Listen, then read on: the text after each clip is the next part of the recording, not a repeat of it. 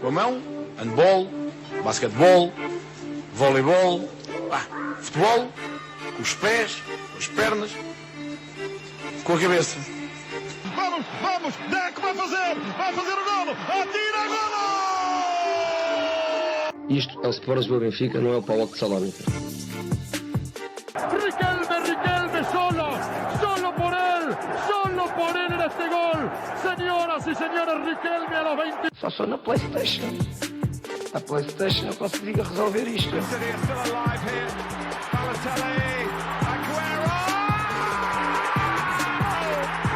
There's been a red card, but for who, Chris Kamara? I don't know, Jeff, has it?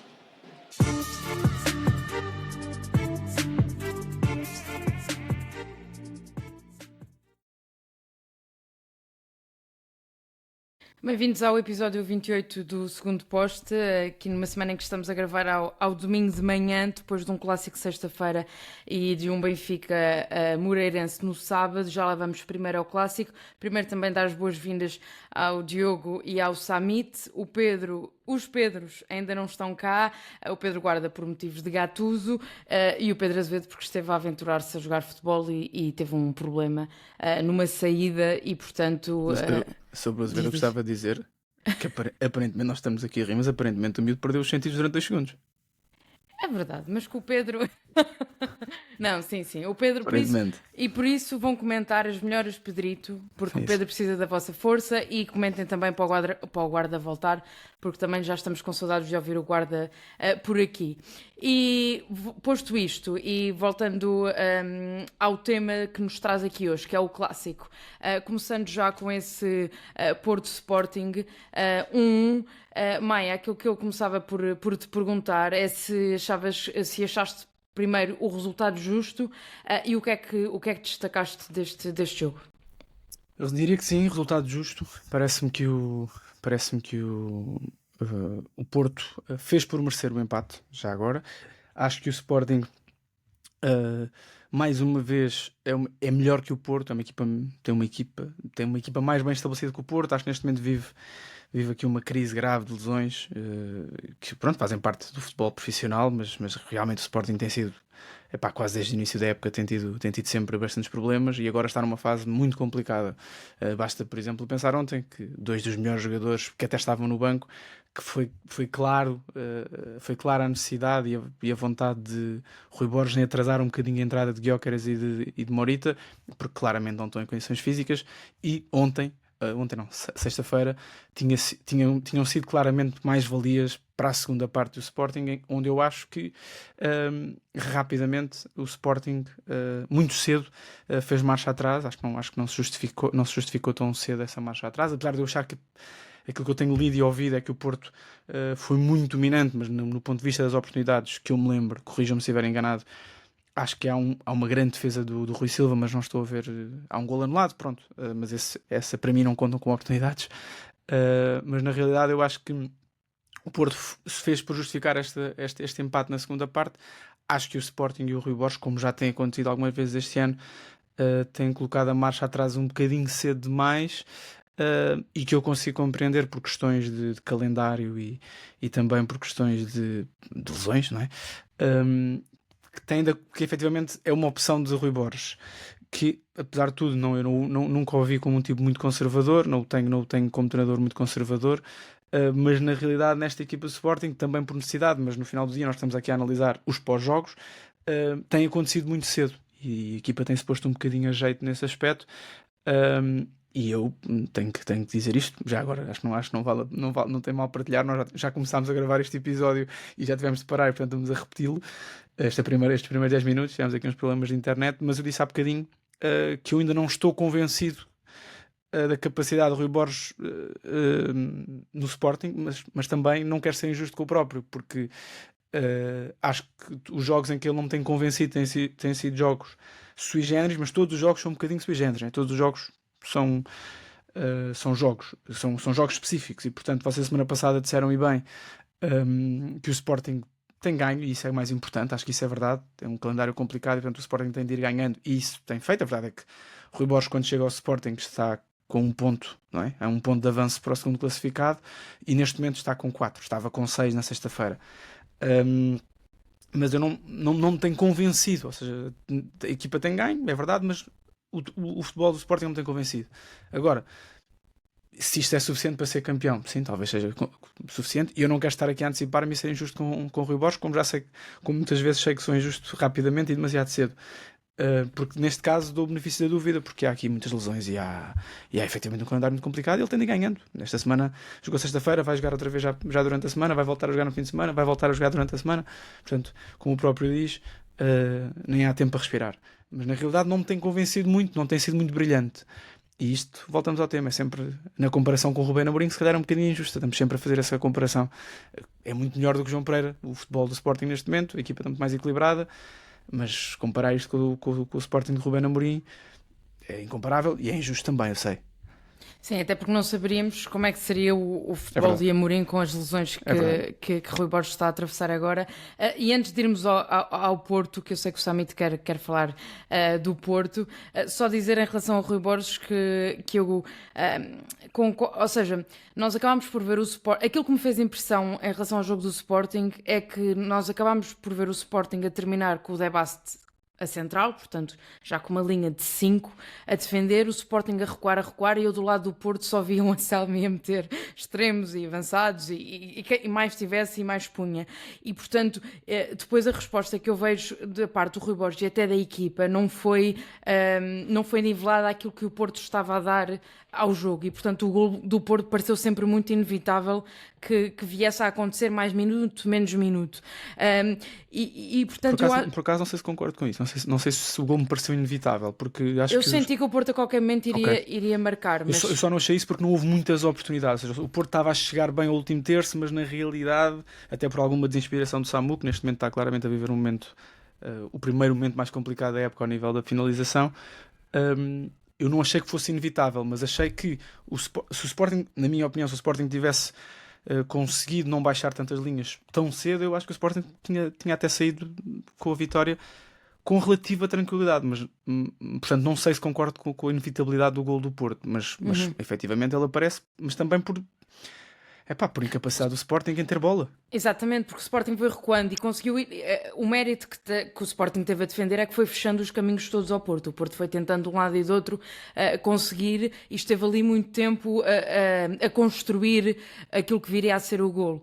Em relação ao Rui Borges, e só para passar depois a palavra ao Samit, aquilo que eu tenho sentido da parte do Rui Borges é algum...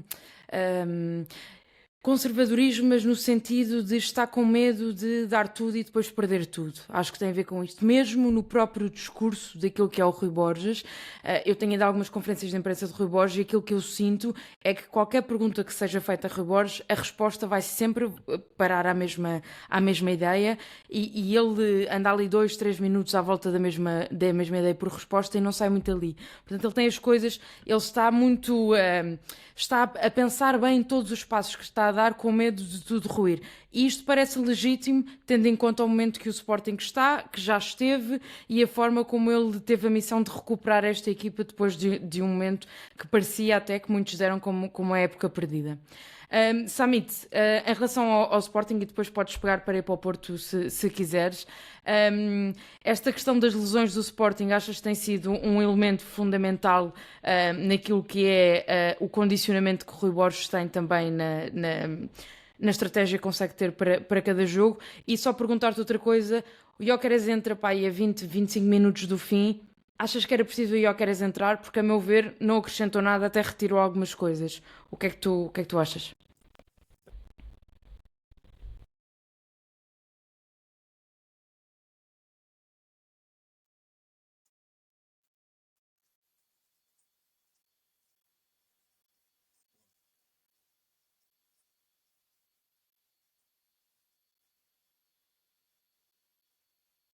Jogos dos jogos que o Rui Borges já fez à frente do Sporting, há apenas dois jogos de dificuldade baixa, digamos assim. Foram 2 jogos em casa, frente ao Nacional e outro frente ao Farense. Portanto, tudo o resto, mesmo a deslocação à Vila do Conde 3-0, num estádio difícil, o Sporting cumpriu e fez o que tinha a fazer.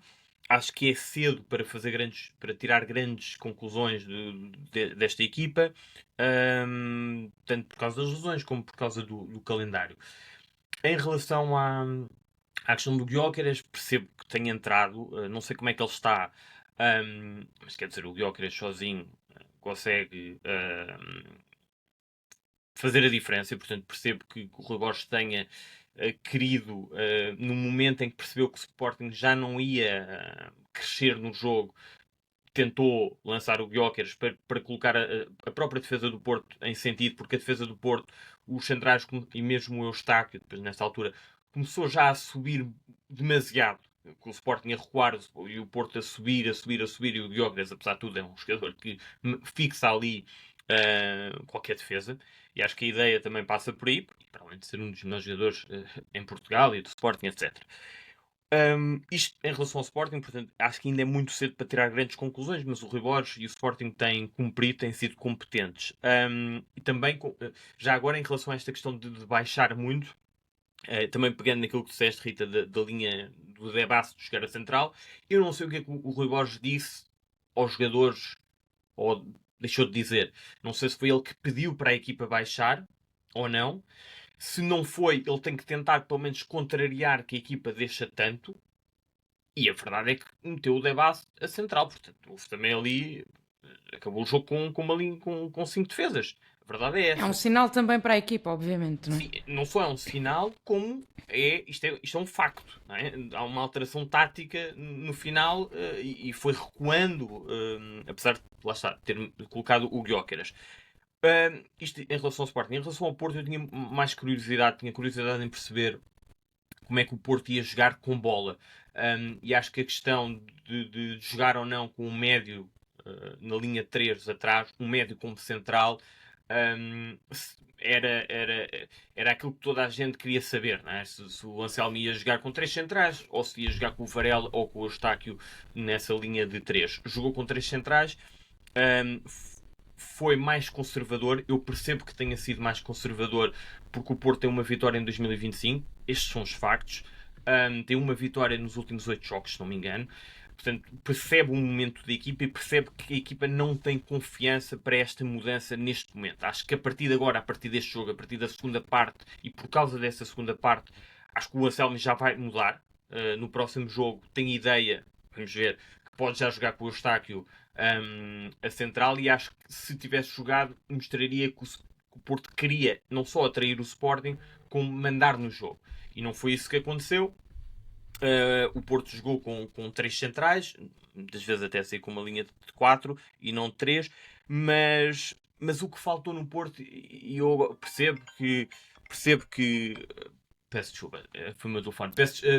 Percebo que neste momento, depois do jogo de Vila do Conde, os jogadores, os centrais do Porto sejam o foco, não é? Portanto, não sabem jogar com bola, isto é um perigo, etc.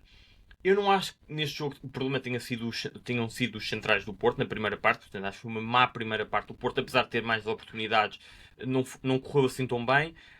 E acho que o que correu mal, sobretudo, foi o desaparecimento de Eustáquio, de Alan Varela, do próprio PP, mais à frente. E nenhum deles seguiu o exemplo do Rodrigo Mora, que foi o único jogador que apareceu muitas vezes para receber, do Tiago Djaló, que para mim faz uma excelente exibição com bola e sem bola.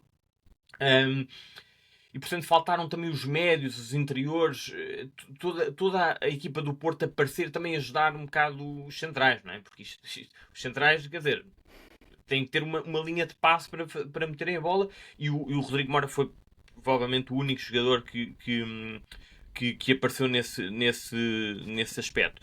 Dizer ainda que depois há a questão do Samu, portanto o Sporting, como não se pressionou muito alto, manteve sempre as linhas relativamente juntas, fez com que o Samu tivesse sempre de costas. Ele nunca teve espaço para arrancar na profundidade, na largura, e eu acho que esse vai ser um tema interessante para perceber como é que o Anselmi vai gerir este posicionamento. Como é que ele vai jogar com o Samu? Porque o Samu não é jogador para estar de costas. Não é. Portanto, não é um jogador que eu acho que vai fazer diferença nesse aspecto. E se o Sporting tivesse subido, ele podia ter arranjado esse espaço. Acho que o Porto, depois, na primeira parte, comete muitos erros, principalmente o PP. Na segunda parte, o Anselmi fala sobre isso, ele muda, mete o PP a descer mais, a receber a bola e o Mora mais à frente. Acho que o Porto, os jogadores começaram a aparecer, a pegar na bola, o Sporting começou a recuar. Acho que é uma boa segunda parte do Porto. E se pensarmos na primeira parte, as oportunidades do Porto nascem de erros do Sporting. E portanto não há nenhum lance que tenha sido uma jogada do Porto com bola do início ao fim. E o Porto até teve as melhores oportunidades na primeira parte. Portanto, depois há um crescimento do Porto, sim, e acho que é um resultado justo, tal como o Maia disse. Em relação aqui ao Porto, Maia, que era quem nos deixava mais dúvidas, aquilo que eu retirei da exibição do Porto e Anselmi foi um Porto que claramente pareceu mais agressivo, mais ao estilo daquela que é a raça do Porto que nós conseguimos identificar, pelo menos na segunda parte, especialmente quando a equipa foi em crescendo, mais intenso até naquilo que era a pressão e recuperações de bola. E depois, essencialmente, falhou muito no último terço, nas ligações para o ataque, nas ligações para o SAMU. O PP é um caso estranho, porque o PP está no sítio certo, mas depois as coisas embrulha-se nele próprio, tem uma série de tomadas de má decisões que hipotecaram uma série de ataques do Porto. Eu às tantas achei que o Anselmo iria tirar o PP, porque sinceramente achei que já não estava a acrescentar nada ao ataque do Porto. Mas depois, os últimos 25 minutos, 30 minutos do Porto, em que o Anselmo faz uma série de substituições e que depois as explica muito bem na conferência de imprensa para quem conseguiu ouvir, dá-lhe aqui uma perspectiva, pelo menos aquilo que passou por mim, não sei se concordas, é que não mostrou qualquer tipo de rigidez tática, de estar muito preso àquela ideia que ele quer levar para o Porto, porque ele acabou por ter que desconstruir em relação àquilo que o jogo lhe dava, e foi dessa forma que acabou por ganhar a superioridade até a nível de cavalgar a equipa para algo, para acreditar no resultado e também fazer com que o Sporting se amedrontasse perante o crescimento do Porto. Sim, eu acho que ele já explicou isso bem, o Anselmi tem explicado isso bem, o que importa são as dinâmicas. Eu acho que apesar de tudo ele não muda o sistema, porque como o Sami estava a dizer bem, eu acho que tem momentos em que sim, que o Eustáquio é mais um médio, mas tem momentos em que o Eustáquio está como um terceiro central. E já agora, o primeiro jogo dele contra Maccabi Haifa, não foi Maccabi? Não, é Maccabi Haifa? Maccabi Tel Aviv. Tel Aviv. O Eustáquio começou como terceiro central. O primeiro jogo do Porto, ele começa já com três centrais, em que um deles é um médio, em que a coisa por acaso até não corre muito bem, principalmente porque o Eustáquio perdeu muitos duelos aéreos com o avançado. Mas na realidade eu acho que esse acabará por ser o caminho. Acho que ele acabará por ter um médio como terceiro central, e concordo com o Samit. Eu acho que o problema do Porto inicial são os médios de ligação, é quem faz a ligação entre defesa e ataque. Eu acho que neste momento o Porto tem ali, com a saída de Nico Gonzalez, tem ali uma questão com quem serão estes médios que vão jogar neste sistema do Porto. Eu acho que será Alan Varela e Eustáquio, mas ao mesmo tempo, se depois um deles é um terceiro central, eu não sei bem que plantel que o Porto tem. Foi contratar um jogador que se calhar vai ter essa função de terceiro central, o Tomás Pérez, não é? Que eu confesso que não conheço. As imagens que vi parece-me um bom jogador, mas tenho visto muitas imagens de muitos jogadores a virem de outros campeonatos que depois na realidade não são o que são, mas ele parece-me que terá esse papel, não é?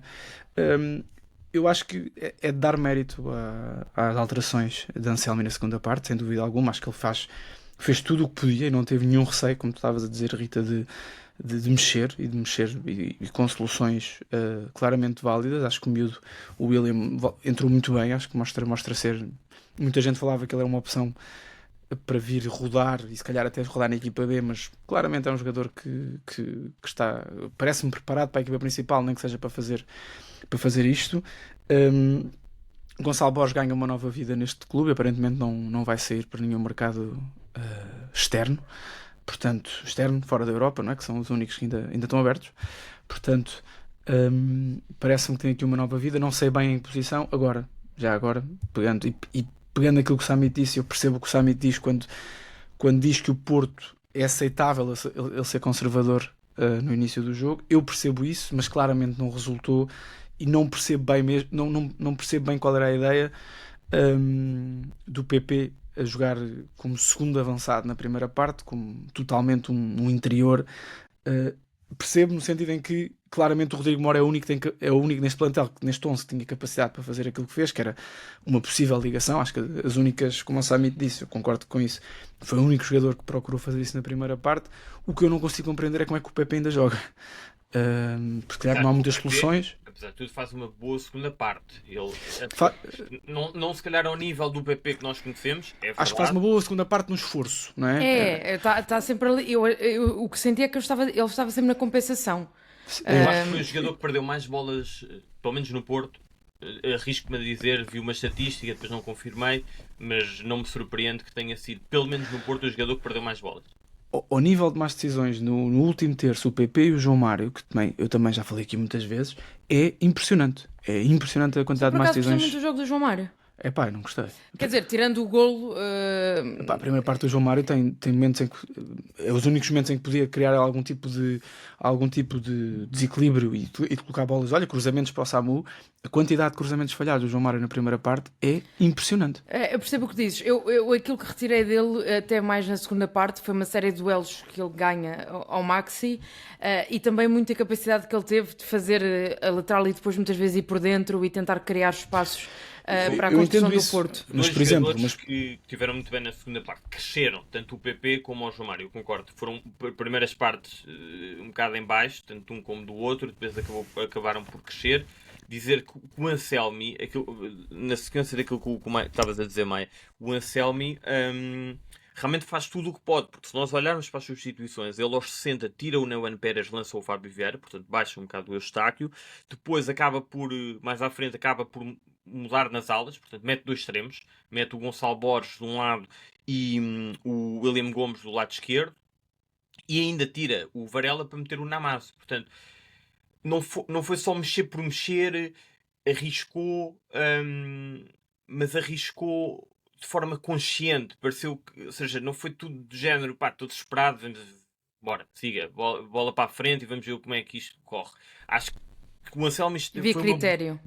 Acho que foi uma boa exibição do Anselmi e, no início, em relação àquela questão de ser conservador, ainda há outra coisa que eu me estava a esquecer. O Porto, obviamente, que está a atravessar um momento em que a confiança não é propriamente a maior, mas há outra razão que, na minha opinião, explica porque é que o Porto, neste jogo, não entra já com um médio como central. Há o fantasma do Gyökeres. Porque se o Gyökeres joga, o Gyökeres muda completamente a estratégia do adversário, na minha opinião. E lançar um médio, um Eustáquio, tal como tu disseste, Maia, que passou mal na Sérvia, frente ao Maccabi, imagina com o Gyökeres. Portanto, houve esse receio que eu percebo. Eu não sei, acho que esta escolha do Tomás Pérez é uma decisão já de Anselmi, pelo menos aprovou, pelo menos como não aprovou Tomás Andel, deve ter aprovado Tomás Pérez, aparentemente. Sim, é um argentino também, acho que é um jogador portanto, parece mais o perfil para terceiro central do que o Eustáquio ou o Alan Varela, sinceramente. A minha questão é, e acho que é o Marte que é quem conseguir fazer isto no Porto, acho que pode ter ali. Pode ser ali uma minador do ponto de vista futebolístico, é a capacidade de jogar ao mesmo tempo, ou de colocar a jogar ao mesmo tempo Rodrigo Mora e Fábio Vieira. E essa aí é que eu acho complicado. Em condições normais para o Porto, porque num sistema, sendo que as dinâmicas são diferentes, eu sei, mas num sistema, estou a pensar aqui numa comparação com o sistema do Ruben Amorim, por exemplo. Um jogador como o Pote, ou o Pedro Gonçalves, ou como o Trincão, que eram ali os interiores, têm efetivamente perfis muito diferentes, não é? Então são jogadores com perfis muito diferentes e que fazem muitas coisas diferentes em campo. Fábio Vieira e Rodrigo Mora, que até jogam com os pés trocados, ou seja, um é destro, outro é canhoto, portanto, exatamente igual a Francisco Trincão e a Pedro Gonçalves, são muito mais parecidos e pisam terrenos do jogo, na minha opinião. Querem muita bola e querem ser muito eles a decidir e a fazer o último passo ou a fazer o passo para a assistência, como é o caso do golo.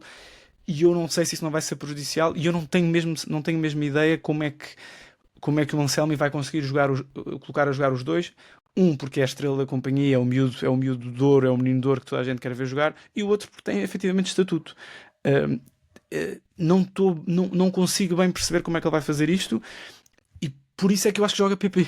Eu acho que isso é um ponto muito, muito interessante. Por acaso não tinha pensado nisso, mas percebo e concordo com aquilo que estás a dizer, porque são dois jogadores que precisam de... São dois jogadores de toque. Né? É que o Trincão, por exemplo, é um jogador que consegue pegar na bola e ir ele sozinho, tal como o PP supostamente também faz. Eu acho que depende um bocado do resto da equipa.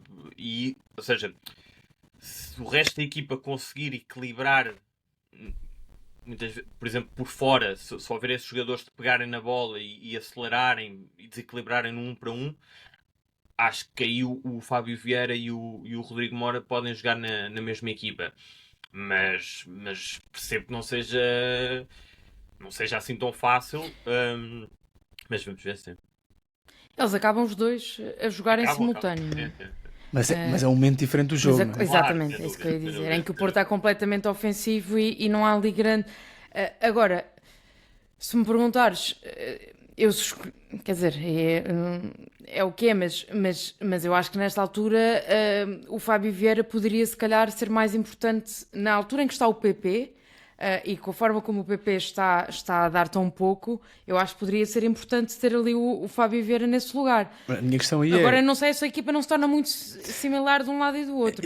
Não é a forma como ele jogou contra o Sporting, pelo menos nós temos, é verdade, temos poucas provas, né? Porque vemos poucos jogos do Anselmi. A verdade é que eu acho que é um desperdício o Mora jogar ali, como jogou na primeira parte. Acho que é um desperdício. Acho que ele é um jogador que tem de jogar muito mais perto do Gyökeres, do Samu, muito mais perto da baliza, muito mais perto do sítio de decisão. É a minha opinião. Agora, quem é que é o jogador que faz esse papel? Também não me parece ser Fábio Vieira, sinceramente. Eu acho que ele percebeu isso na segunda parte. E acho que o Mora não volta a jogar tão recuado. E acho que o Mora, apesar de tudo, como percebeu, não sei se foram, ou seja, obviamente que o PP estava mais à frente e o Mora mais atrás com o Eustáquio. Portanto, tanto o Eustáquio como o Mora eram os interiores com o Varela mais atrás. Eu não sei se o Mora também não recuou demasiado, entre aspas, porque percebeu que a certa altura alguém tinha que pegar na bola, porque senão a bola não saía dos centrais. E portanto ele assumiu esse papel, mas eu acho que na segunda parte, mesmo com as alterações que ele faz, logo com o PP a recuar, parece-me que ele pela primeira parte percebeu que o Mora, e eu concordo, acho que o Mora tem que estar mais à frente, é um jogador de fazer a diferença junto da área.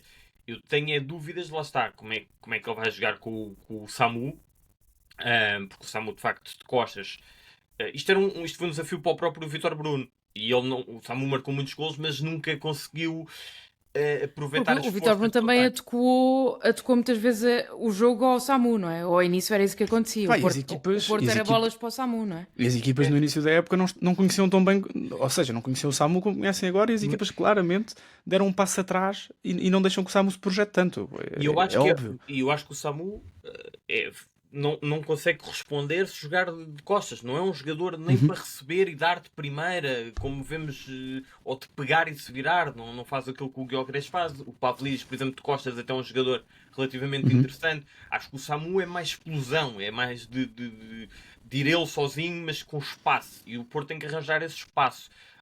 Mas vai ser interessante este Porto. Só para terminar em relação ao Anselmi, também dizer que gostei muito da conferência de imprensa, tal como a Rita disse. Valeu mesmo a pena, porque ele de facto... Vamos ver, isto pode mudar muito rapidamente, não é? Mas ele claramente gosta do que faz. Foi a ideia com que eu fiquei, e não tenho problema nenhum em estar a falar de futebol. Vão ver jogos em que ele não está muito virado para aí, não é? E portanto as coisas... Mas foi conciso, fez uma análise... Falou até sobre exibições individuais, que às vezes os treinadores não falam, e eu gostei disso.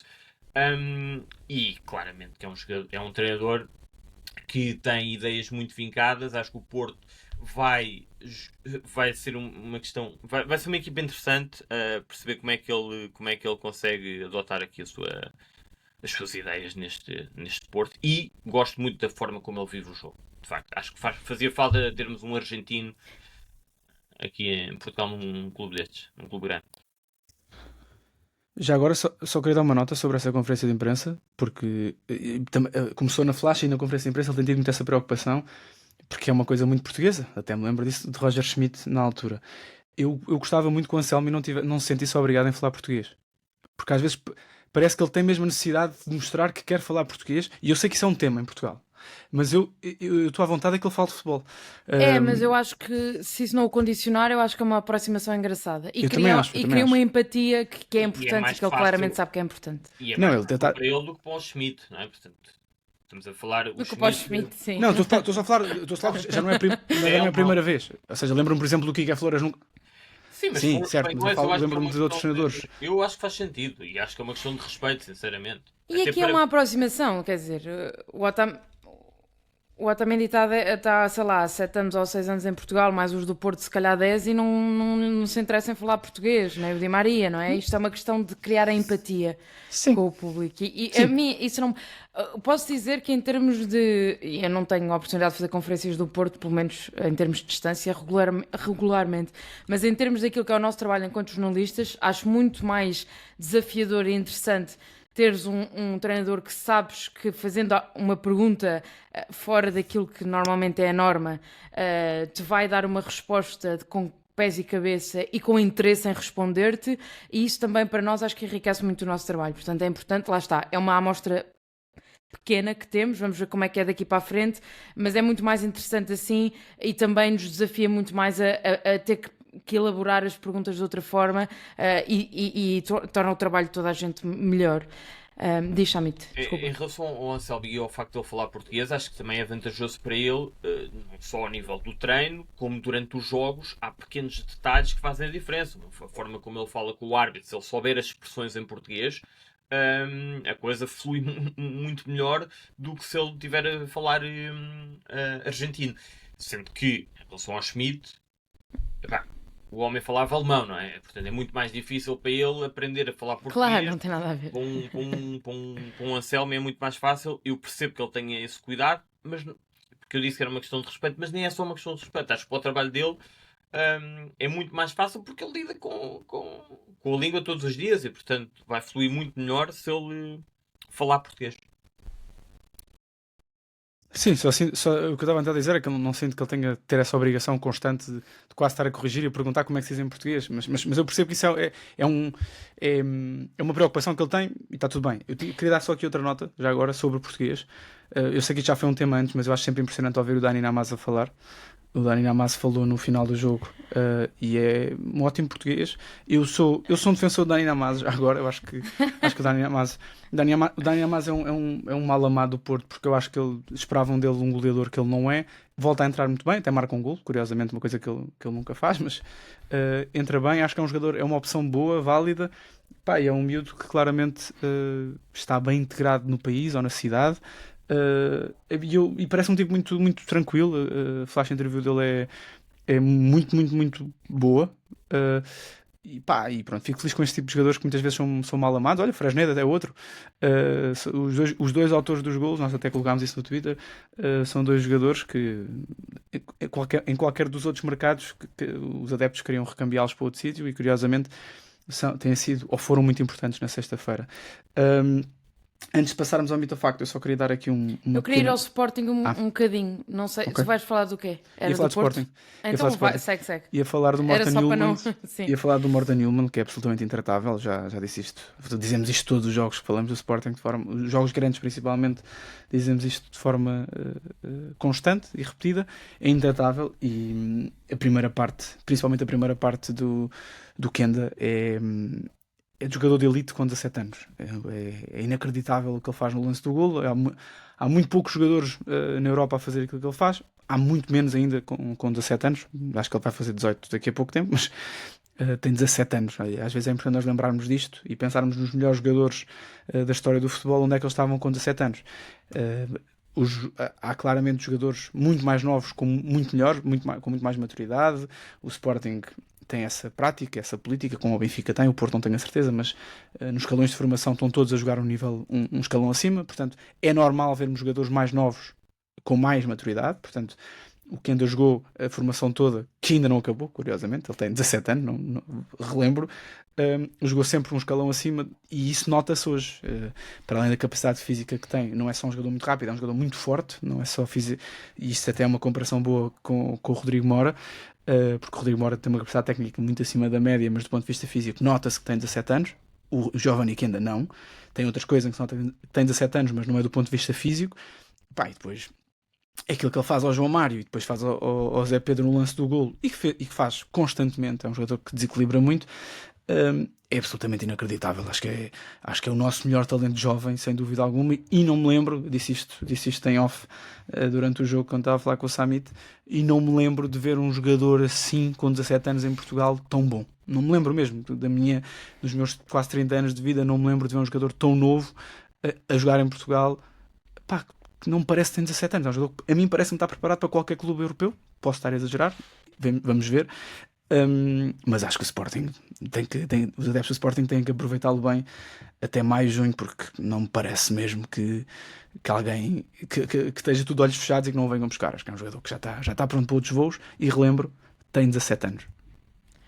Vai ser muito difícil manter o Kenda, até porque é isso que tu dizes, é uma maturidade, e era uma coisa que sei que dentro do Sporting havia algumas dúvidas em relação a como é que o Kenda ia dar este salto, até porque ele o ano passado tinha ido, na época passada já tinha feito uns treinos na equipa A, e o que se dizia é que na altura aquilo tinha subido um bocado à cabeça e que havia assim alguma dúvida como é que em termos de maturidade, mas parece que não. E quem viu aquele conteúdo do Sporting de Um Dia com o Kenda percebe que é um miúdo que está muito bem estruturado em tudo aquilo que é a academia do Sporting, vive aquilo, e também se percebe muito bem porque é que ele percebe tanto futebol, porque ele passa as tardes a ver os treinos do Sub-15 e do Sub-16 e do Sub-17, portanto ele passa o dia a pensar futebol, portanto é normal que esteja tudo muito mais desenvolvido, respira e vive futebol o dia todo.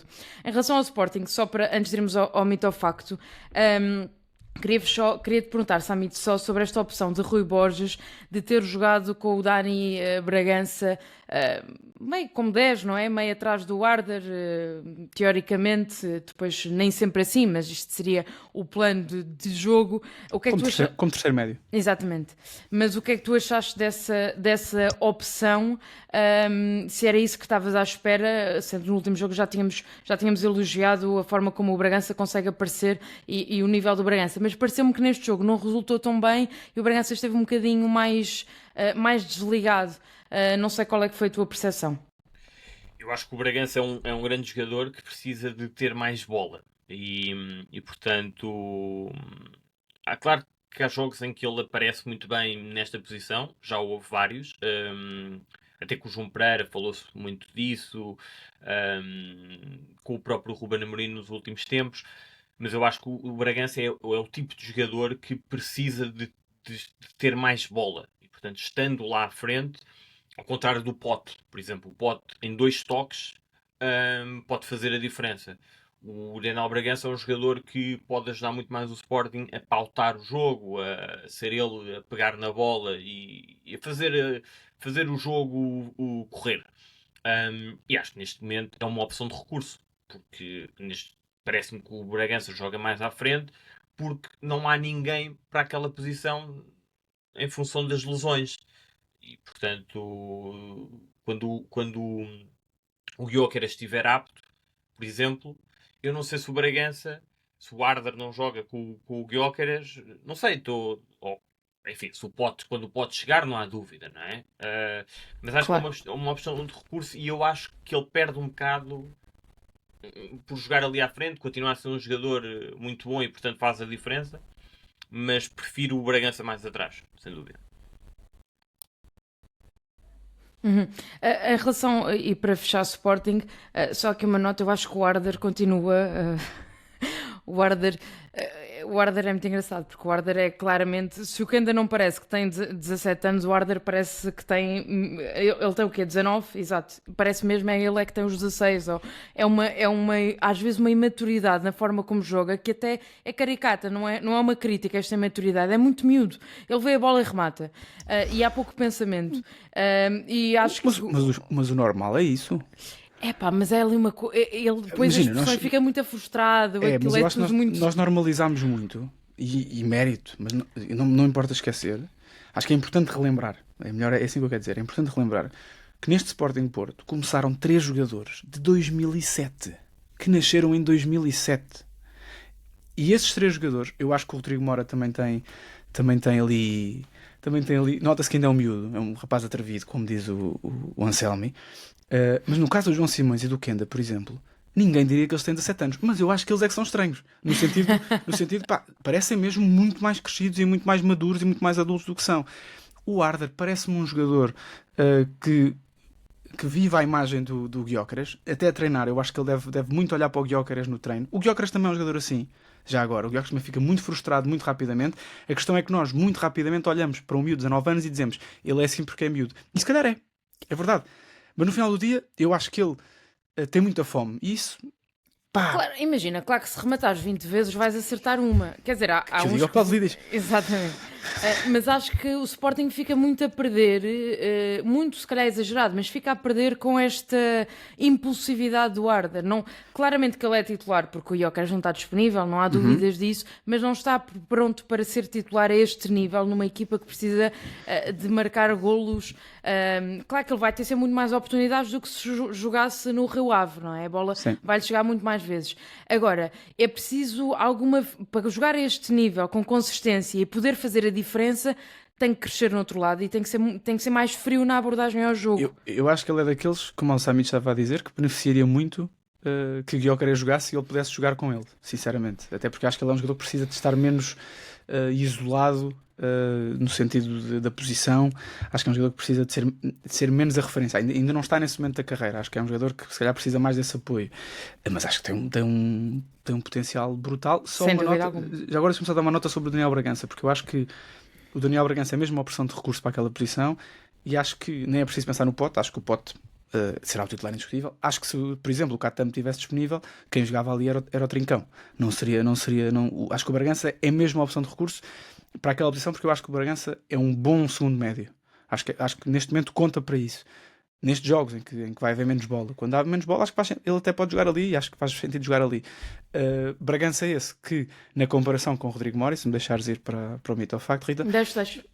falou-se muito tempo de Daniel Bragança como um jogador que fisicamente não era capaz e que a coisa não estava e que ele tinha que dar esse salto, e claramente isso é interessante porque é um tema que se fala muito com jogadores criativos e com jogadores que têm capacidade técnica, que têm de ter uma capacidade física que também sustenta essa capacidade técnica, porque significa que vão obviamente levar mais pancada, vão estar mais vezes no contacto, vai ser preciso ganhar bolas também no contacto.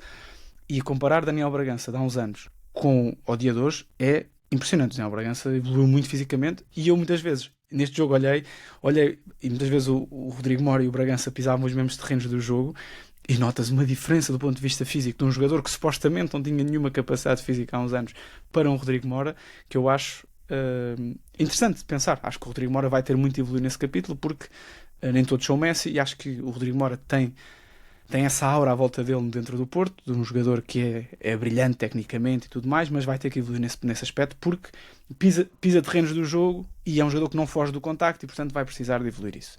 E portanto, vamos ao mito ou facto de hoje. Mito ou facto que eu roubei uma frase do meu amigo Samit, de uma conversa que tivemos, e que é: Rodrigo Mora não era titular no Benfica e no Sporting. Mito ou facto? Samit, eu sei que tu tens uma resposta para isto, portanto... Sim, eu não sabia que era mito ou facto, mas como é que a frase está construída? Não... No Benfica e no Sporting. Rodrigo Mora não era titular no Benfica e no Sporting. É facto. Não seria? É facto. Sim. Em condições normais, com os plantéis de Benfica e de Sporting disponíveis, não vejo o Rodrigo Mora a ser titular nem numa equipa nem noutra. Isto não tem nada a ver com a qualidade dele. Qualidade técnica, mas estamos a falar de um jogador que ainda tem que crescer tanto do ponto de vista físico como do ponto de vista como na decisão. Acho que o Rodrigo Mora ainda tem, mas isto também tem a ver com o facto de ele estar a jogar no Porto. O Mora ainda tem, que é um bocado o contrário daquilo que eu disse em relação ao Simões. O João Simões vê-se que tem uma maturidade, não tem necessidade de estar sistematicamente a mostrar que pode fazer a diferença. Também são jogadores diferentes.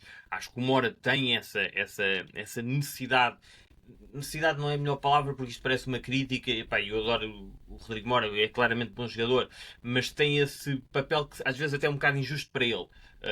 Para um miúdo de 17 anos numa equipa como o Porto. E os miúdos de 17 anos aparecem quando não há essa pressão. Kenda não tem essa pressão, apesar de tudo. O João Simões não tem essa pressão. E no Porto, o Rodrigo Mora é quase a estrela já desta equipa.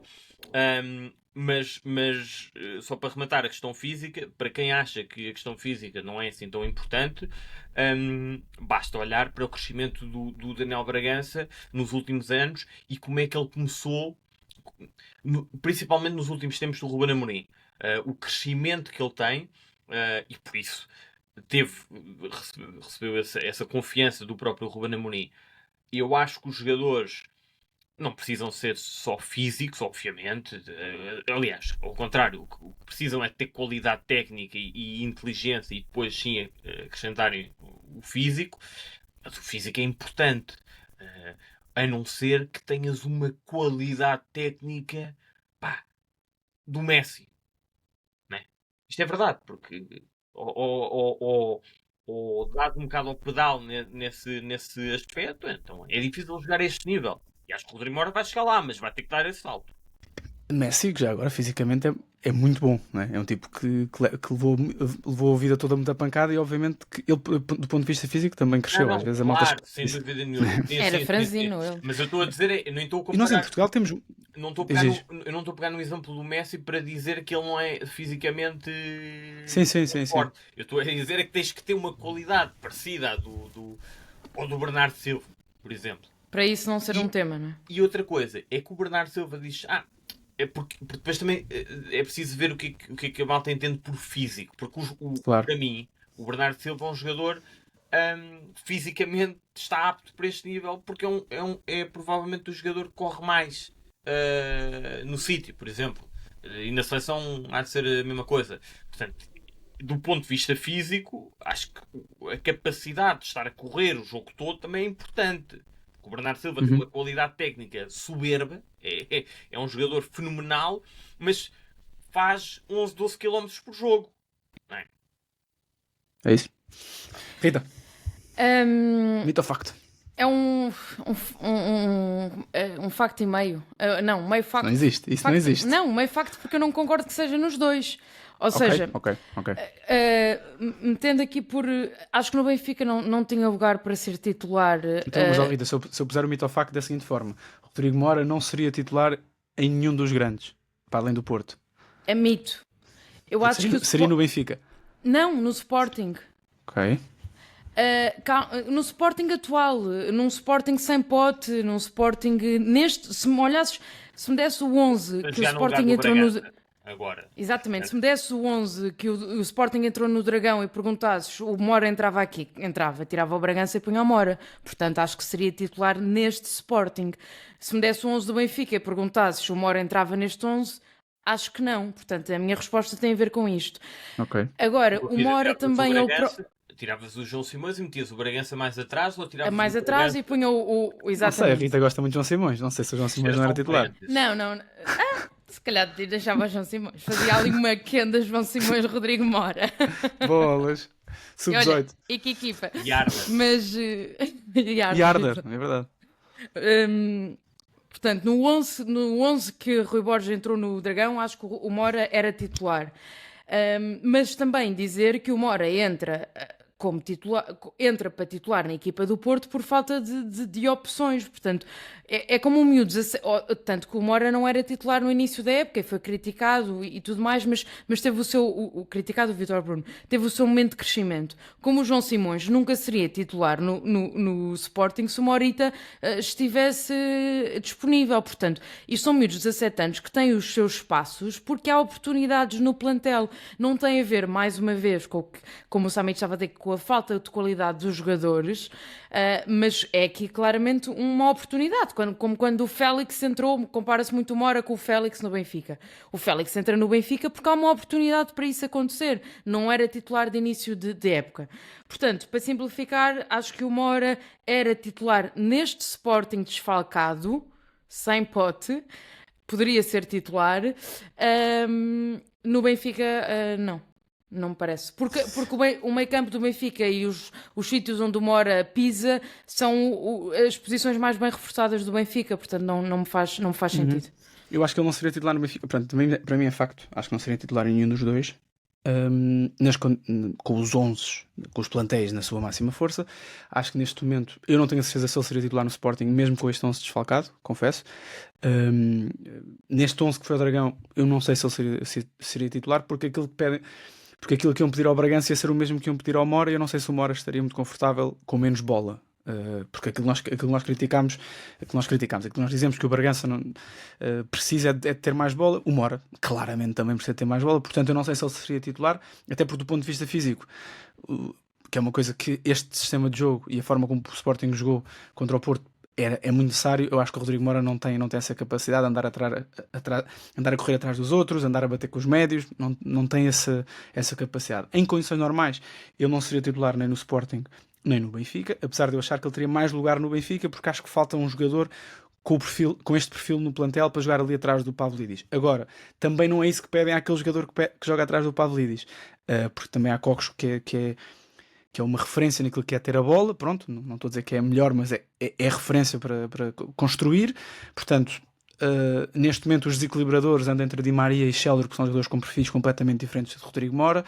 O segundo avançado muitas vezes até um terceiro médio muito batalhador, muito lutador, neste caso Orsnes ou Leandro Barreiro, porque eu não incluo aqui Artur Koglu, sinceramente, mas tem jogado, é verdade, mas no máximo seria um jogador para jogar atrás do avançado com o perfil do Artur Koglu, mas é complicado. Eu acho que o Rodrigo Moura, com as características que tem, seria e deveria ser sempre titular no Porto, na equipa que o Porto tem, no plantel que o Porto tem. Nas outras duas confesso que seria complicado, mas a verdade é que é o que todos os treinadores dizem. Acho que o Mourinho é muito conhecido por dizer isso.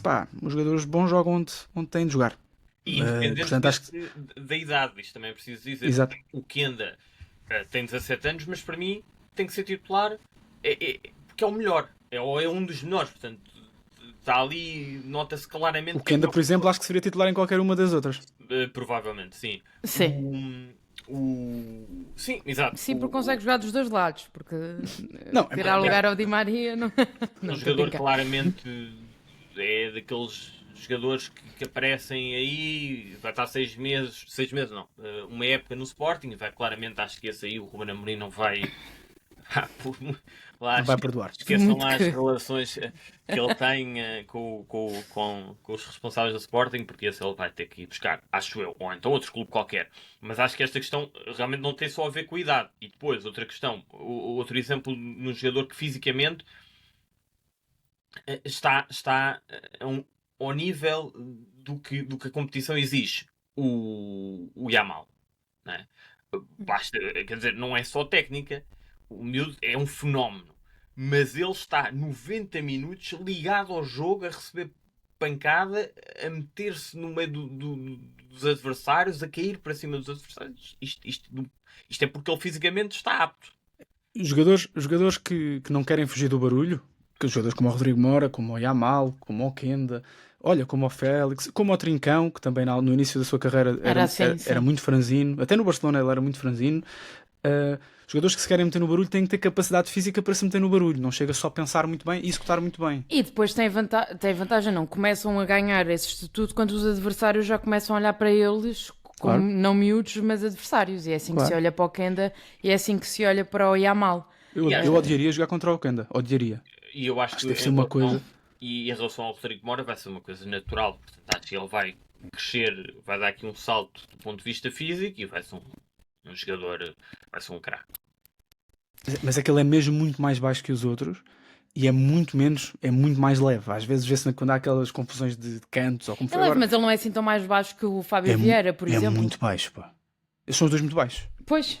Mas o Rodrigo Moura é mesmo muito baixo, pá. Há uma imagem... Eu também acho. O Rodrigo Moura é pequenina. Há uma imagem na primeira parte, ao pé do Dani Bragança, que é impressionante. Nós associamos o Dani Bragança a um jogador relativamente baixo ou normal, e não é, na realidade depois não é, porque há jogadores muitíssimo mais baixos. Eu só queria dar um apontamento, eu sei que queres passar para o Benfica. Antes para o Benfica, sim. Que é o final do jogo, já agora, acho que é importante não fugirmos a isso. que eu acho que eu não consigo perceber como é que o João Pinheiro perde o jogo daquela forma. Perde o controle do jogo daquela forma naqueles minutos finais. Eu acho que ele se enganou com o Mateus Reis. Ou seja, eu acho que ele não sabia que estava a dar um segundo amarelo ao Mateus Reis. E depois, a partir daí, perdeu um bocado. Mas o vermelho para o Diomande é uma estupidez. Epá, posso dar aqui Não, a não, minha opinião? não acho que seja. Eu, primeiro, acho muito bem que tenha havido esse momento. Foi bom para quem estava a ver o jogo, gostei. É um clássico, é o que é. Sim, é verdade. O Porto Sporting tem acabado sempre em caldeirada. Sim, e foi bom para o espetáculo, digam o que disserem, eu gostei. O Mateus Reis, obviamente, tinha que levar o segundo amarelo, porque ele vai disparado para o João Pinheiro. Aquilo é lance para amarelo, ele leva o segundo amarelo. Foi certamente para lhe dar os parabéns pela boa arbitragem. Mas certamente. é tonto, porque o Yulman acaba de levar amarelo e ele vai por cima e vai ainda reclamar. Portanto, ele sabia que o árbitro estava quente. Não, mas o primeiro amarelo? O primeiro, estou a falar do segundo, estou a falar do lance do penalti onde tudo isto surge. Portanto, para mim, já agora é penalti, é falta do Zé Pedro. Eu quando vi o lance durante o jogo, não me pareceu penalti, porque é aquele clássico dele chegar primeiro à bola, que é uma regra não escrita, portanto, isto é sempre tricky, mas acho que o VAR, com as imagens que tem hoje em dia, deveria ter... Este é mesmo lance de VAR, pá. É mesmo lance de VAR. Tanto é que nós estamos aqui a dizer, eu pelo menos falo por mim, a dizer que é penalti depois de ter visto o lance e ter visto várias o juízo final da Sport TV. Parece-me claramente que o Zé Pedro toca, quer dizer, com o pé na esquerda, com o joelho. Para mim é penalti. Depois o Mateus Reis tem que ser expulso, porque é um tonto que vai atrás do João Pinheiro. O João Pinheiro perde-se ali um bocado porque dá um amarelo e depois não sabe que ele já tinha, mas lá corrigiu. O Diomande, apesar de tudo, dá uma cabeçada. Mete-se ali tem que ser Não, tem que ser expulso pelo encadeamento. Portanto, ele está ali aos puxões ao Fábio Vieira e depois encosta-lhe a cabeça. Aquilo é premeditado. Portanto, aquilo é expulsão. Não há... Então, mas porquê que o Fábio Vieira leva amarelo depois? Porque também está envolvido naquilo, não é? Porque há conflito, é isso? Somos todos. Eles expulsaram o assessor de imprensa do Sporting. Chegámos a este ponto, não é? Pois é, como é que isso funciona? Os assessores de imprensa são expulsos e são suspensos? Não, porque ele depois estava na conferência de imprensa. Provavelmente é uma multa. Não, mas não parece que... Mas quer dizer, depois entrou-se num loop tonto, não é? Mas eu acho que ele... eu não sei se ele perdeu o jogo, se perdeu o controle do jogo. Na verdade, ele... Ou seja, é um lance para penalti, mas acho que o VAR devia ter ajudado, não ajudou. De resto, quer dizer, ele dá o vermelho ao Mateus Reis, porque vim disparar atrás. Sim, mas quando eu digo perder o jogo, o jogo não justificou aquele final. Pois não, mas acho que também foi muitos os jogadores que levaram àquilo. Exato.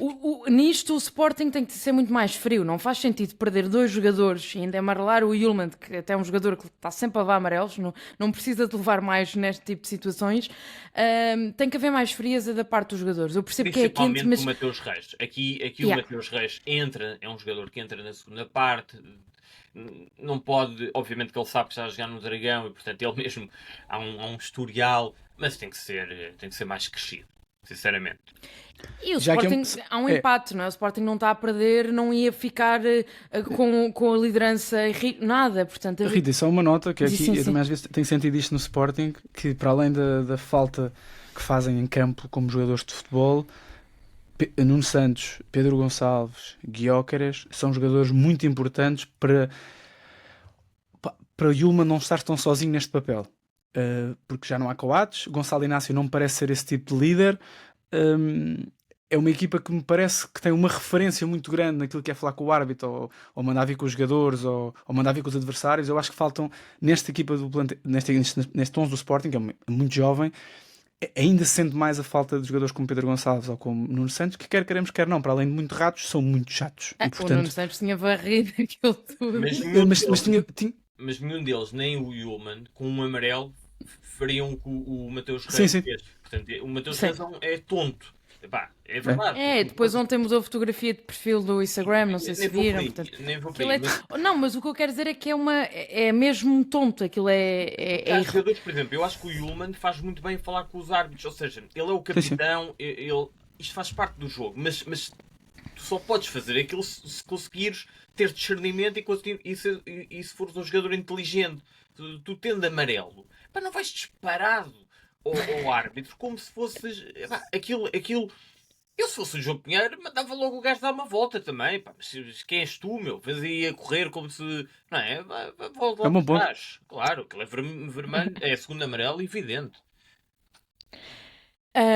Vermelho, vamos ao Benfica, Moreirense. Uau, que ponto. Bem, esta foi. Que ponto. Tive o dia todo a pensar nesta. Estava à procura, deixa eu ver como é que eu vou passar para o Benfica aqui. Vermelho. Toma vermelho. Os encarnados jogaram na Luz, venceram o Moreirense por 3-2. Já lá vamos às lesões e o que é que isso pode significar para o resto da temporada do Benfica. Diogo, eu queria ir a ti porque eu e o Samit a semana passada comentámos um jogo igual ao desta semana, que foi o do Benfica Estrela, em que o Benfica está a ganhar por 2-0 aos 15, 20 minutos de jogo e termina o jogo no Ai Jesus, que vai sofrer um empate e completamente tremido. Portanto, eu e o Samit já comentámos mais ou menos este jogo.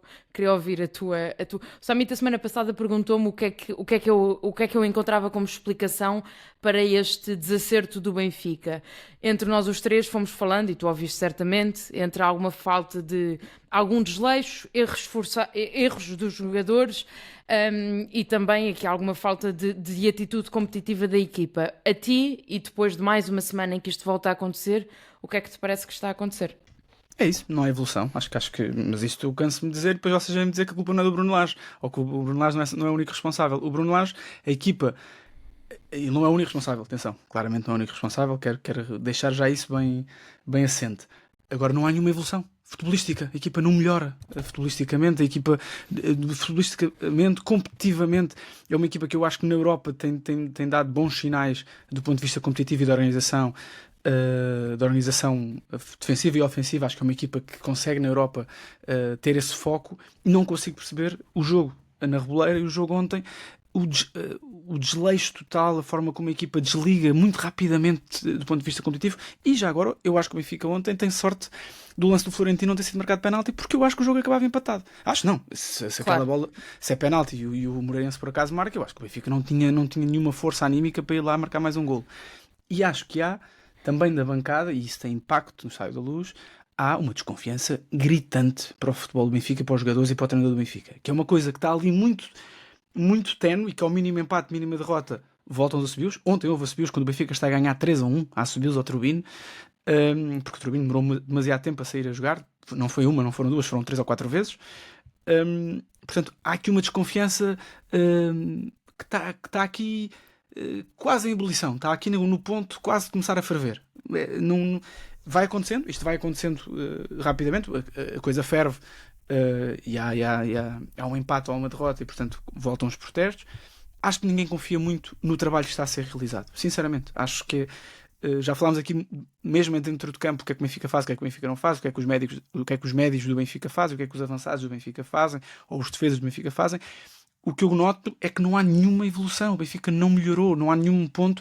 Houve ali um live de vida quando apareceu o Actor Koglu, houve um live quando apareceu o Sheldrup. Se calhar agora haverá um live com Bruma, haverá um live com Belotti, não sei. Sei que o Benfica o Summit existe várias vezes, não há... ali 2 semanas, 3 semanas, a coisa sobe um bocadinho, depois nota-se que depois do ponto de vista futbolístico a coisa não evolui. E é isto, eu acho que a coisa com o Bruno Lage não é um casamento muito duradouro, e acho que ele está mais, já falo muitas vezes sobre isto, sobre os sinais que o Lage dá para o campo. Acho que ele neste momento está muito mais interessado em parecer bem do que realmente querer corrigir coisas na equipa, porque a equipa não melhora. Se ele acha que há muitos problemas, porque está sempre aos saltos e a berrar, porque a equipa não deve perder tantas vezes a bola em fase de construção, isto é sabido por todos, não é? É sabido por todos que os jogadores do Benfica, fala-se muito que os defesas do Porto não têm capacidade com bola, a equipa, o Benfica a construir, ou os jogadores não têm capacidade, ou então a equipa está a sair mal a jogar, e isso também é trabalho do treinador. Eu não consigo entender. Acho que o Bruno Lage está muito preocupado em fazer mostrar aos adeptos que está a querer muito que os jogadores façam as coisas bem, mas quer dizer, não basta querer, não é? Há uma coisa interessante, sim, em Bruno Lage, que é Ou seja, Bruno Lage, neste momento, o discurso de Bruno Lage já é para uma franja de adeptos que ele acha que estão a ver a mesma coisa que ele no campo, que não é a franja total de adeptos. Mas eu acho que é a maioria. Não, é impossível. Eu acho que a maioria dos adeptos acha que a responsabilidade não é de Bruno Lage. A questão aqui eu não atribuo responsabilidade, é a qualidade do jogo. O Bruno Lage ontem vai para a conferência de imprensa dizer que o Benfica fez 3 golos espetaculares, fez um grande jogo, foi uma família e mostrou mais ou menos que há união dentro do campo. Enquanto o Bruno Lage em papel de treinador, isto é o Bruno Lage da conferência, o Bruno Lage do estádio, é o Bruno Lage que não para um segundo, está aos berros com a equipa o tempo todo e não é show-off, ele está claramente irritado com aquilo que a equipa está a fazer. Depois do segundo golo do Moreirense, ele só não entra para bater no Álvaro Carreiras porque está em campo, porque ele estava completamente descontrolado. Acaba o jogo... Mas isso é show-off. Não é show-off. Eu acredito que não seja. Sabes que não é show-off? Porque depois não vem para a conferência de imprensa mostrar... Isto não são atitudes que sejam condicentes uma com a outra. Não são. Depois ele termina o jogo, ele aplaude para a bancada, que é o show-off, vira-se e dá um pontapé numa garrafa d'água de uma forma completamente descontrolada. E acredito mesmo que isto é... Ele sabe que a equipa não está a jogar bem. Eu acho que ele já não sabe o que é que há de fazer à equipa para jogar bem, mas a imagem que ele quer continuar a passar é que nós estamos todos muito bem e estamos todos a jogar muito bem. E isto já está a começar a cair, não é? Faz lembrar quando o Schmidt ia para as conferências falar de jogos, e o João Pereira, por exemplo, mais recentemente, que ninguém viu. É que se ao mesmo tempo, a minha questão é que se ao mesmo tempo nós falamos do Sporting, por exemplo, e eu digo que estou desconfiado de Rui Borges, mas que não quero ser injusto por causa das lesões. Até ao jogo de hoje, em que Bá e Manu, como é que chama? Manu se lesionaram gravemente, não há nenhuma questão de condicionante de plantel. Ou há? Portanto, como é que a equipa joga tão pouco? São jogadores que entregam a bola aos adversários, sim, mas quem é que os põe a jogar? Ele está muito chateado com o Carreiras, está aos berros com o Carreiras. Sim, está bem, mas e com berra está constantemente, quando são cantos e cruzamentos, está constantemente aos saltos porque os jogadores não estão a saltar, coisa que também disse no áudio e disse nestas coisas todas. Caramba, mas durante a semana não se treina isto. Durante a semana os jogadores fazem tudo bem, chegam ao jogo, fazem tudo mal. Eu gostava de perceber, sinceramente gostava de perceber, não sei. E portanto, acho que não tenho nada a dizer sobre este jogo. Tenho uma, peço desculpa, antes de passar ao Samit, não quero estar a interromper. Tenho uma. Pavlidis, sim senhor. Está a marcar golos? Sim, senhor. Obrigado. Ele agradece. Ele agradece também. Aliás, ele desde que tu passaste a acreditar nele, ele passou a acreditar nele próprio. Ele tem para aí 7 golos desde que eu comecei a acreditar em Pavlidis. E tudo mudou. E nós estamos quase a ganhar um almoço. Isto está a virar. Está a 6 de... Isto está a virar, porque o Samu está... 6 golos de Samu. 6 golos de Samu. Samit, o que é que te apraz dizer? Eu acho que o Maia é o mestre espiritual do Pavlidis, portanto fica aqui também essa nota. Em relação ao jogo, foi mais um jogo em que o Benfica, olha como tu disseste, Rita, foi muito parecido ao jogo na Reboleira, portanto foi mais um jogo em que o Benfica entra a ganhar desde muito cedo e que depois não consegue aproveitar essa vantagem para ter um jogo mais ou menos tranquilo. Também há mérito do Moreirense, é certo, mas o Benfica... coletivamente é uma equipa com muitas limitações e que consegue fazer a diferença no último terço, porque é uma equipa que mete velocidade nessa zona do campo e tem jogadores a aparecer de todos os lados, dos 3 flancos, e de facto aí faz a diferença. Agora, tudo o resto é limitado e já falámos aqui várias vezes sobre isso e acho que está aos olhos de qualquer pessoa. Em relação ao Lage, eu acho que concordo com tudo aquilo que vocês, os dois, disseram. Eu acho que ele neste momento é um figurante. Olha, pegando isto com todo respeito, mas pegando naquilo que disse em relação ao Mateus Reis, é um tonto. Porque o que ele está a dizer, aliás, aquilo que o Maia disse em relação ao ambiente que se sente no Benfica, explica porque é que ele passa, porque é que o Bruno Lage passa os jogos todos, ou as conferências de imprensa todas, a falar sobre o espírito dos adeptos e a união, mas isto quando o Lage chegou ao Benfica, eu lembro-me de falar, eu já estou cansado de dizer isto e de repetir, que ele teria que ter algum cuidado no discurso, porque este Benfica não é o Benfica de 2019, 2018, 2019, quando ele chegou, substituiu o Rui Vitória, se não me engano. Não é, e portanto ele nunca percebeu isso, ele continua com uma conversa que é só confrangedora, que não corresponde à realidade, não responde ao estado de espírito dos adeptos, ao estado de espírito da equipa. Portanto, Nem dos jogadores. É isso, nem dos jogadores. E, portanto, eu acho que o Lage já... Pá, também já não levo muito a sério o que ele diz, sinceramente. Acho que em relação ao futebol é isto. Acho que é uma equipa que tem limitações do ponto de vista coletivo e que depois oferece, de facto, muitos golos. Ontem foi o Carreras, a seguir há um lance em que o Turbin no último minuto, o tal lance que podia dar penalti, não mete a bola na frente, e eu percebo, ok, ele até pode não meter a bola na frente, mas depois, se vais meter a bola nos centrais, aos 92, 93 minutos, se o central passa, se o António Silva mete no Otamendi e o Otamendi mete não sei quem e o Benfica perde a bola, também se calhar não faz sentido a equipa estar naquilo. Em relação já agora ao Moreirense, é preciso dizer que o Moreirense fez uma boa joga, está num mau momento ao nível dos resultados. E a verdade é que o Moreirense sofreu um gol de penalti, 2 de canto, nunca desligou, nunca teve medo de ter a bola, subiu no terreno, muitas triangulações pelo meio, o Alanzinho, o Beni, o Ofori, que jogou no lugar do Sidney Tavares, que depois entrou na segunda parte. O Tavares tinha-se lesionado frente ao Braga. Faltou alguma aceleração, algum desequilíbrio por fora. O César Peixoto fez as substituições que eu acho que podia ter feito.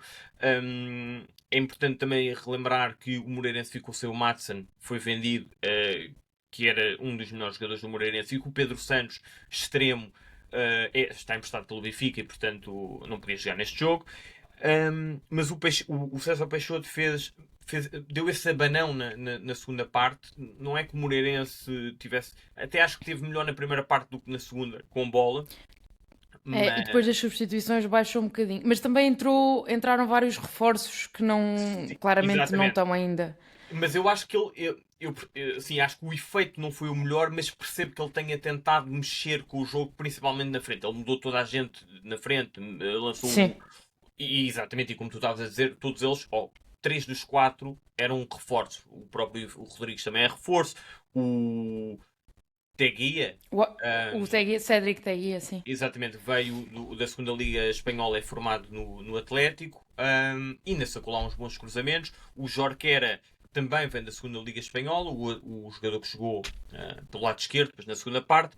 E o Assuer jogou pelo meio, começou pela direita e depois foi para o meio. Acho que fez o que tinha a fazer. E também gostei e concordo no fundo com as declarações que o próprio César Peixoto deu no final do jogo. Portanto, foi um bom jogo com gols, etc. Portanto, para quem estava a ver o jogo até foi um bom espetáculo, e que podia eventualmente ter, se chegasse ao empate, não seria escandaloso. Sim, só uma nota sobre os laterais. Gostei muito dos laterais. O Dinis Pinto. O Frimpong também, o Dinis Pinto. Sim, o Frimpong tem sido mais falado este ano, não é? Foi formado do Benfica. Sim. Mas eu acho que os laterais, mas não por culpa deles, faltou um bocado darem aquela projeção ofensiva, porque o jogo do Moreirense era muito pelo meio, com os jogadores de toque, o Alanzinho e o Beni são os jogadores e o Beni. Mas depois eu percebo que os laterais, quer dizer, estão a jogar no estado da luz, não é? Também a equipa a certa altura não pode subir toda, mas sim. Mas são bons. A única notícia boa do Benfica para mim, que eu sei que não é sustentável, porque o Sheldrup não é indiscutível nesta equipa para Bruno Lage, é a relação Sheldrup, Carreras e Cockjo. Já falámos sobre isso várias vezes. Todos os jogos que os vejo a jogar juntos, principalmente no Estádio da Luz, acho que é a única coisa que está muito certinha naquela equipa e que corre razoavelmente bem. São as triangulações e ligações entre os três. De resto... E os gols para a Avelino, desculpa. Sim, isso foi um auge do teu dia, claramente. Exatamente. Antes de irmos a tudo o resto, só falar das lesões, o Manu e o Bá está confirmado que foi a ruptura de ligamentos, portanto estão de fora o resto da temporada, em princípio, não deverá haver grandes novidades em relação a esse tema. Aliás, quem estava no estádio ontem percebeu logo que aquilo foi muito... E na televisão percebeu-se... A do Bá eu não percebi, eu estava no estádio, a do Bá não percebi, a do Manu... Eu percebi, eu do Bá só percebi porque ele fica completamente imóvel e inclusive eu estava a trabalhar e eu estou mesmo em cima do túnel de acesso. E, inclusive o carrinho com a maca vai e para a porta do túnel de acesso naquela de ele sair da maca e ir para o balneário e ele não consegue sair e portanto transportam-no, ele vai de maca até ao balneário, portanto ele não conseguia andar e portanto eu percebi ou tinha sido uma coisa traumática com muita dor que ele não tivesse a conseguir suportar na altura ou então tinha que ser uma coisa mais grave. Péssima notícia. E isto faz-nos olhar um bocadinho para o mercado do Benfica e até falavas do Sheldrup, falavas do Sheldrup, Diogo. Até porque eu ontem vi o Sheldrup um bocadinho mais desinspirado do que aquilo que é o normal do Sheldrup e eu, pelo que tenho percebido, pouco que conhecemos do Sheldrup em campo, mas do ano e tal que ele já está no Benfica, parece-me um jogador que vai muito tendo em conta, ou seja, a forma como ele está mentalmente influencia muito o seu jogo. E daí passo para a contratação do Bruma. Eu não sei até que ponto a contratação do Bruma não só será uma sombra dentro de campo ao Sheldrup, como também uma sombra para aquilo que poderá ser o desenvolvimento, até pela sua confiança, porque contratar um jogador, já havendo que havia o Aktürkoğlu, ir contratar um jogador para uma posição onde o Sheldrup estava finalmente a afirmar-se, parece-me que pode prejudicar o seu desenvolvimento. Portanto, rapidamente, queria-te ouvir falar sobre o mercado do Benfica. Entrou o Belotti, o Dal, o Bruma, o Manu, que entretanto neste momento deixa de ser reforço porque é impossibilitado. Saiu o Best, o Rolaiser e o Arthur Cabral. Vamos ver o que é que ainda vai acontecer. Não sei se a saída do Rolaiser fica hipotecada por esta lesão do Manu, apesar de já nos terem dito que o Rolaiser não serve para ali, mas na falta de outro se calhar serve, não sei. Mas o que é que tu achaste do mercado do Benfica? Acho que, sobre o Dal não conheço, não posso falar. Acho que era importante haver um suplente, portanto, acho que o perfil estava identificado, pelo menos dizem os especialistas, eu não estou por dentro. No que toca a Manu e Bruma, acho que são boas contratações, bons negócios, por razões diferentes, mas eu acho que já falei aqui muitas vezes sobre o Bruma este ano, tenho sido um defensor do Bruma, tem neste momento em fevereiro os melhores números da carreira, acho que tem 30 anos, está em ponto repousado, acho que é um jogador que não tem grande potencial de venda, portanto o Benfica também sabe isso quando contrata, portanto acho que é importante haver jogadores contratações destas. Acho que é um bom reforço. Acho que é um jogador que não é só para essa posição do Sheldrup. Acho que é um jogador que pode jogar atrás do avançado, pode jogar também à direita. Acho que é um jogador que vai contar para as três posições e acho que o Benfica precisava de um jogador com este perfil. Nota-se que eu gosto muito de Bruma, sim, mas na realidade eu acho que é um jogador que até em qualquer dos grandes seria muito importante. Acho que o Benfica se chega bem à frente num negócio destes. Belotti é a maior incógnita para mim. Belotti é super marreco, para já. Mas ele é conhecido por isso. Ele é o Corcunda. Sim, eu sei, mas eu nunca tinha visto ao vivo, não é? Sim, é muito marreca. Mas mexeu-se melhor do que eu estava à espera. Até veio com alguma vontade. Não sei o que é que vai acontecer, mas é uma incógnita para mim. Não entro na narrativa que é simplesmente uma má opção de negócio, sinceramente. Desculpa, que é simplesmente uma má contratação, não faço ideia. Não sei para além dos 6 meses de empréstimo, não sei quais é que são não sei qual é que é o negócio em si, não me interessa do ponto de vista desportivo. É uma incógnita, mas eu acho que já agora respondendo à tua... não foi uma questão, mas à forma como colocaste as coisas, eu acho que Rolaiser e Arthur Cabral são para sair na mesma. Não é pela lesão, não é pela lesão de Manu que o Rolaiser não sai, e acho que o Arthur Cabral tem mesmo que ser encostado. Em relação ao Belotti, só rapidamente, eu acho que não sei se não será mais uma das sendas de Rui Costa, de avançados que jogam em Itália, à semelhança daquilo que foi o Arthur Cabral. O Rui Costa parece que acha que quem joga em Itália faz gols em Itália, faz gols em qualquer lado. Não sei se foi porque jogou lá há muito tempo e valoriza certamente muito o campeonato italiano, mas com o Arthur Cabral não resultou. Vamos ver com o Belotti como é que resulta.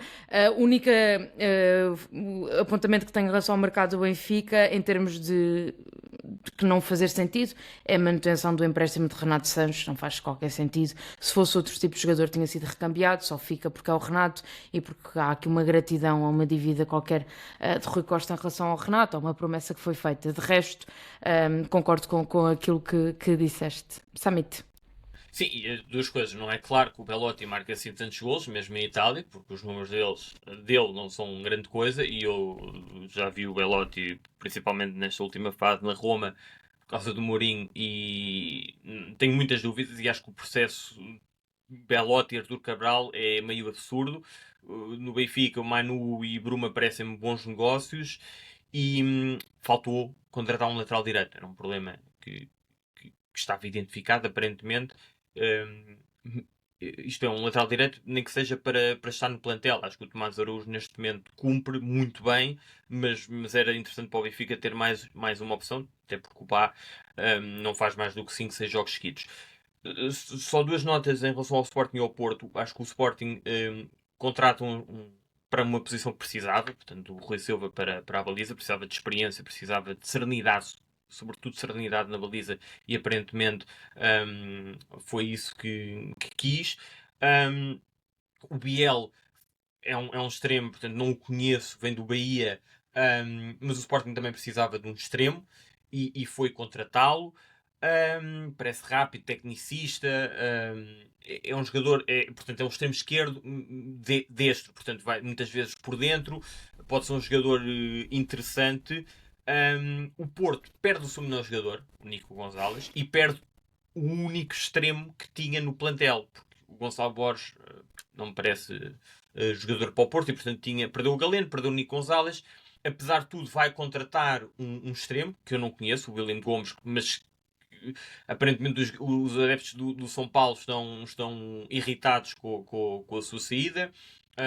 Eu adorei a contratação do William, desculpa, Samit, só porque o William chega ao Porto e andaram a passeá-lo pelas ruas do Porto.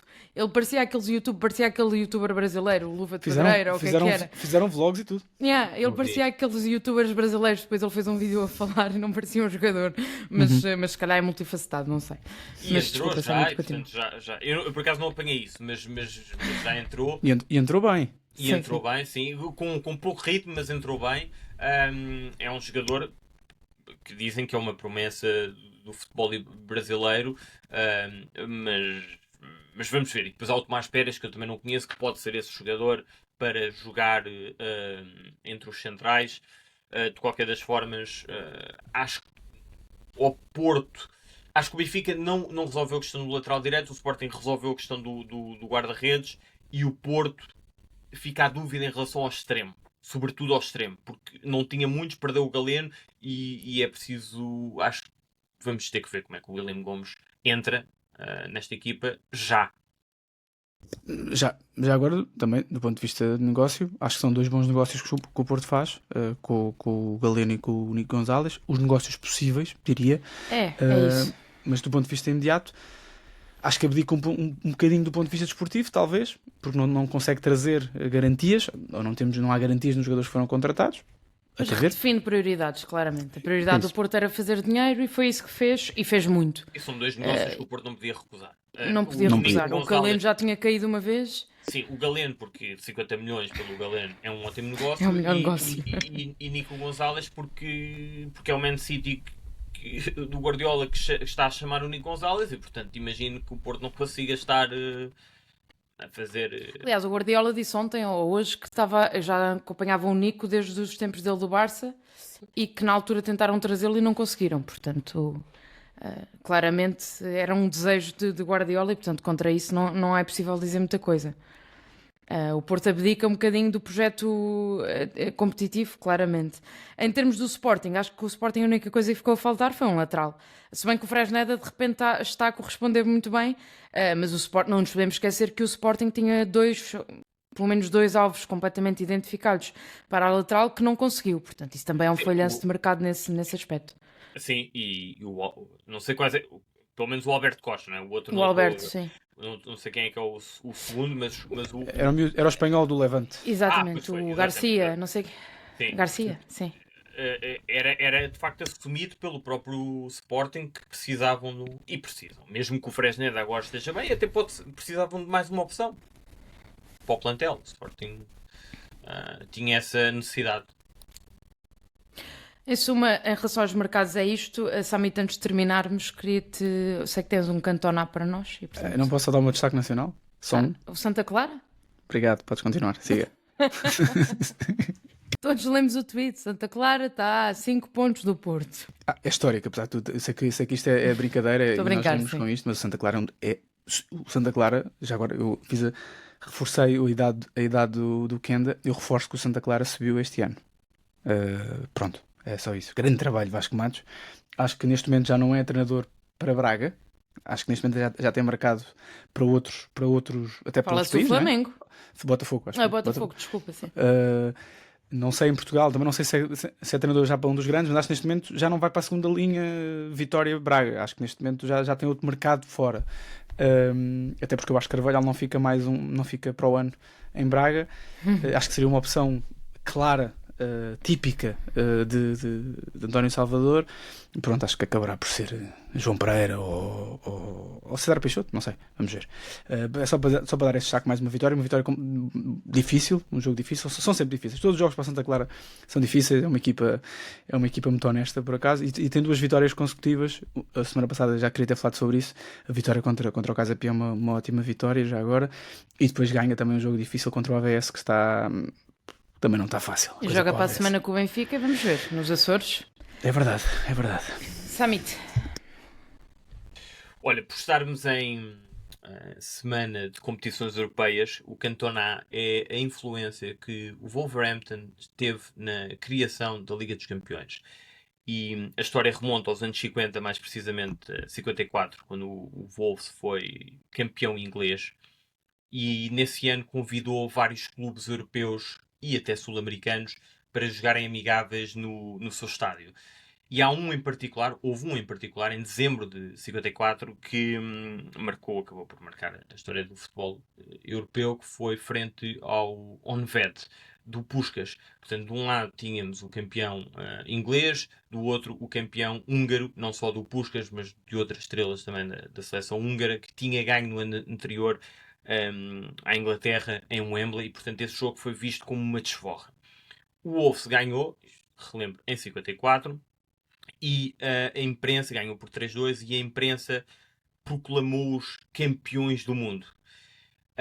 Só que houve quem não concordasse com isto, nomeadamente o Gabriel Lano, jornalista da France Football, que foi o pioneiro da ideia da Liga dos Campeões, que já defendia a criação de uma competição entre clubes europeus, e este jogo acabou por ser o pretexto ideal para conseguir convencer a UEFA.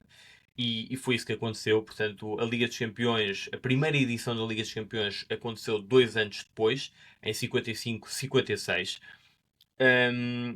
Dizer que nessa altura os clubes eram convidados, não só pela UEFA como pela France Football. Em Inglaterra, o clube convidado não foi o Wolves, foi o Chelsea, que tinha sido campeão em 55. A FA, a Federação Inglesa, rejeitou o pedido porque não acreditava no sucesso daquela competição, e portanto não houve nenhuma equipa inglesa na primeira edição. O campeão europeu foi o Real Madrid. Só 2 pormenores interessantes.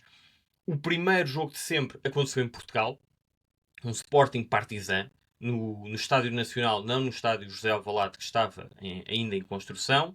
O primeiro golo marcado na Taça dos Campeões Europeus foi marcado por João Batista Martins, jogador de Sporting.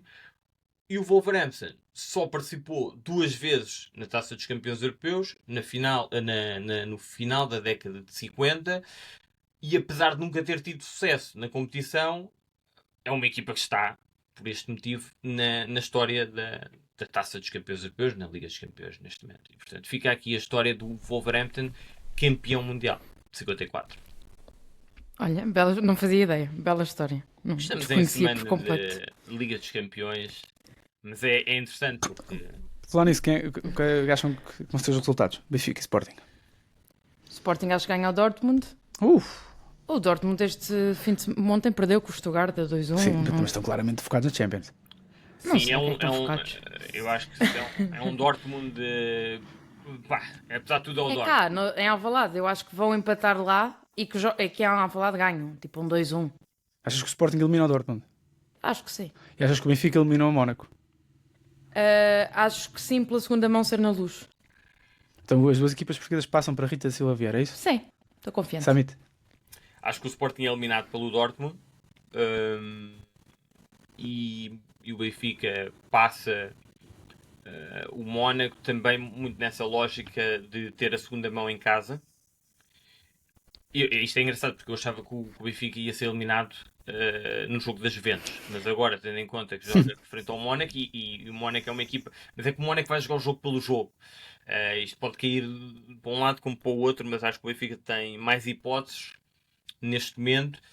Acho que em relação ao Sporting é uma incógnita porque o Dortmund também mudou agora de treinador, está a fazer uma Bundesliga horrível e portanto... Anda lá, diz lá, mas é... Ele já disse. Já disse. Benfica e Sporting. Não, o Benfica passa o Sporting não. Exatamente. Pronto, eu deixo para os comentários porque as últimas vezes que eu tenho feito não te queres previsões, atravessar, está bem. Não quero atravessar porque tenho mais perspectivas para ambos. Portanto, não quero estar a mandar isso para o mundo. Portanto, deixo para os comentários quem é que acham que vai passar, Benfica ou Sporting. Ou Benfica e Sporting. Sejam confiantes como eu. Iremos ver. Para a semana já temos pelo menos metade da eliminatória feita. Também já teremos, tudo indica, pelo menos Pedro Azevedo de volta. O guarda depende sempre da disponibilidade do Gattuso, porque ele nem sempre facilita a disponibilidade do nosso guarda e está tudo bem. De resto, continuem-nos a seguir durante a semana. Redes sociais, estamos por todo o lado, sempre muito ativos. Comentem, subscrevam também o canal, já sabem que isso faz diferença para o nosso crescimento e também para o feedback que vamos recebendo, é muito importante para nós e, portanto, obrigada a quem já comenta, continuem a fazer, gostamos muito de ler esses debates e até para a semana.